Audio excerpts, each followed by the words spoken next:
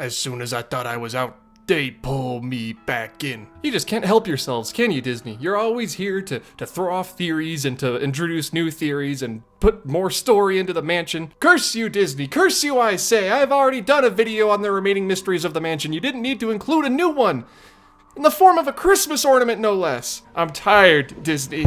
I'm just so tired. But, on the other hand, I could talk about the Haunted Mansion for an infinite amount of time, so I guess just keep it coming. So Disney, in all of their wisdom and glory, decided to release a brand new, albeit highly speculated piece of lore for the Haunted Mansion, not in a new update to the ride with new scenes, not in a Disney Parks blog post telling us about this, but instead in a merchandise drop for ornaments, like that you hang on the Christmas tree. Those kinds of ornaments. Now, this isn't about the hitchhiking ghosts or Madame Leota or Constance being the owner of the house. This is about the age-old argument, the tussle, the fight over whether or not the ghost host is Master Gracie, or just plain and simple, who the ghost host is. Let me explain real quick before we get into the whole Master Gracie ghost host shenanigans, because that's just a whole other can of worms that I do want to get into, actually. Like we talked about in the last Mysteries of the Haunted Mansion video, the ghost host went through many different forms before they decided to settle on just a disembodied voice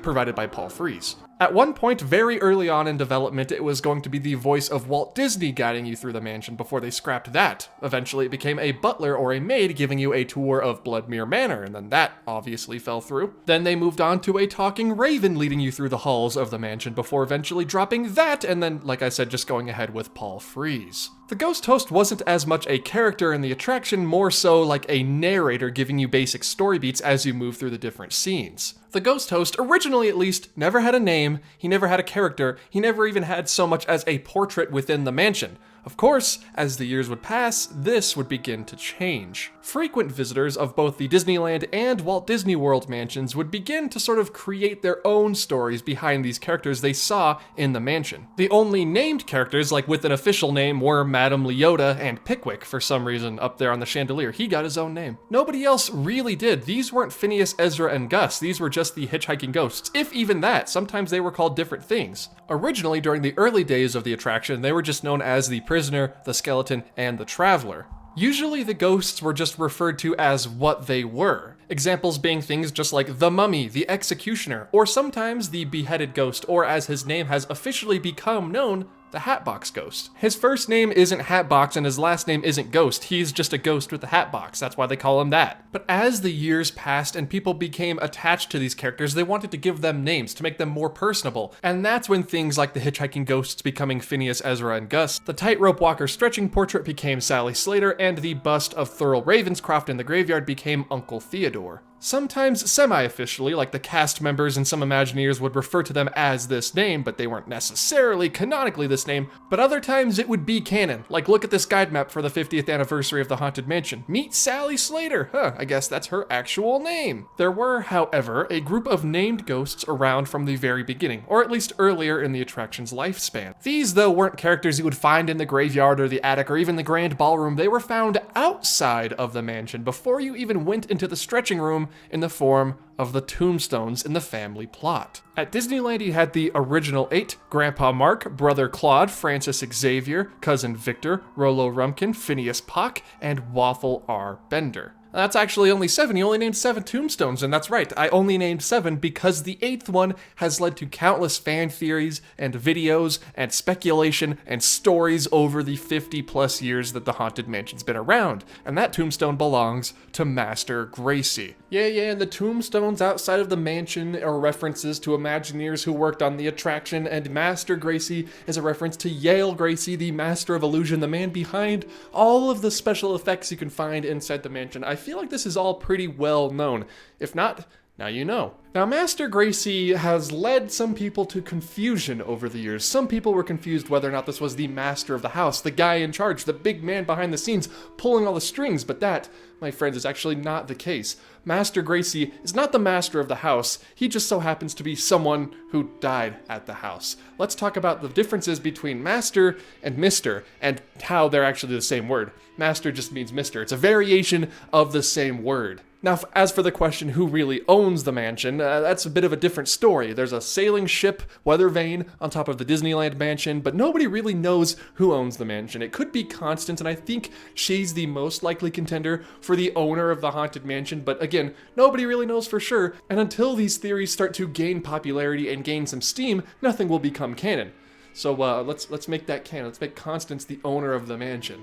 Let's gain that steam. Let's spread it around, folks. Come on. Do a hashtag or something. And all of this was compounded even further by the release of the Haunted Mansion movie. You know, the one with Eddie Murphy that completely bombed at the box office and nobody liked? Because in that movie, Nathaniel Parker played Master Gracie, who was, in this case, the master of the house. It's the whole thing that everyone got confused about in the first place, and it just dug in on that fact. That's not actually the case. So for years, people believed that Master Gracie was in charge of everything, when in fact he was not. Gracie was just Yale, the master of illusion. At least he was, up until recently when Disney decided they wanted to shake things up a little bit. They decided they wanted a new offhand Disney Haunted Mansion lore video, so they released this. This is a Christmas ornament, bearing the resemblance of the only known photograph of the ghost host, which you can find in the corridor of doors at the Disneyland and Disney World mansion. You see, if you compare him to the hanging body in the stretching room, he's wearing the same clothes, he's got the hatchet. When the ghost host says, "Of course, there's always my way," and he turns out the lights and draws attention to himself up in the top rafters, because I guess he likes the attention, that's him. This is what the ghost host looks like. So you think to yourself, okay, it's just a Christmas ornament with a picture of the ghost host on it, but no, friends, the name of the ornament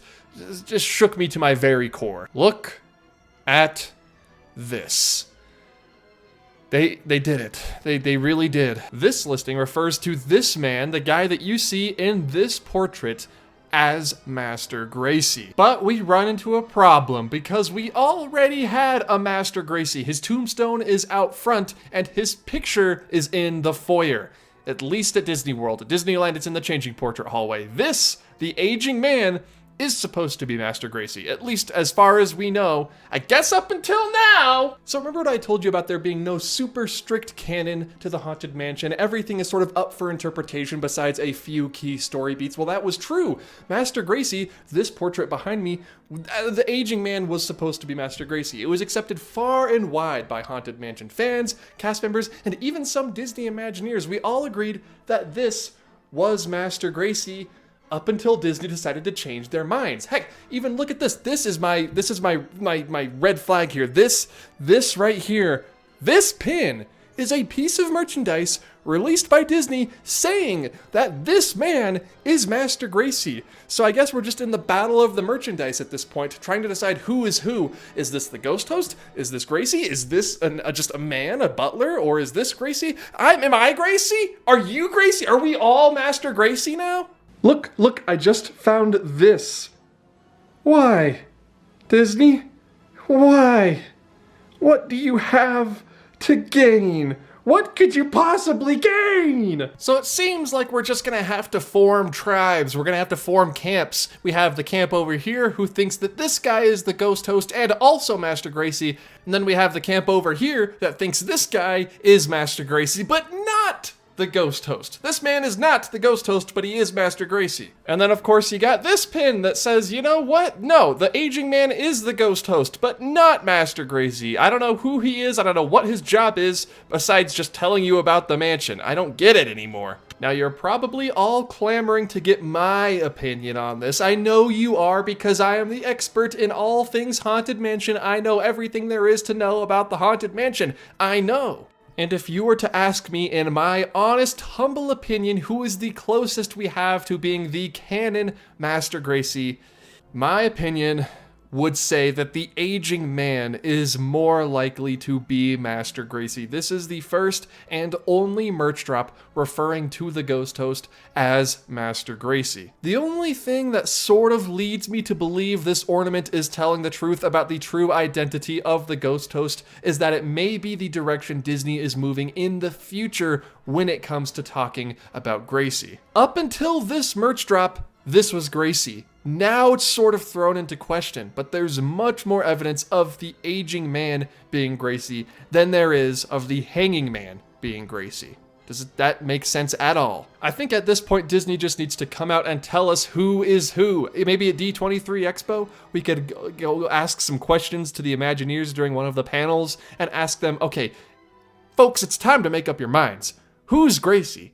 What were you thinking when you dropped this ornament? It threw us all into a tizzy. But yeah, I'm still in the camp that thinks that the aging man stretching portrait is the true Gracie. But you all have to remember, there isn't really a canon here, so I could be wrong, or I could be right. The identity of the ghost host has really been up for interpretation ever since the ride opened for the very first time in 1969. None of the questions have been answered. And I guess if you think about it, this merch drop has meant that there's been more questions raised than there have been answered. I think this all just comes down to a case of Disney not being able to decide who truly is the ghost host, who is Master Gracie, who the Hatchet Man is, and who the Aging Man is. All of them are sort of getting mixed up. I think the only real way for us to solve this mystery is for Disney to just finally just bite the bullet, put out a media statement. I don't care about Genie Plus. I don't care about rising ticket prices or Magic Key renewals or the reservation system or new attractions.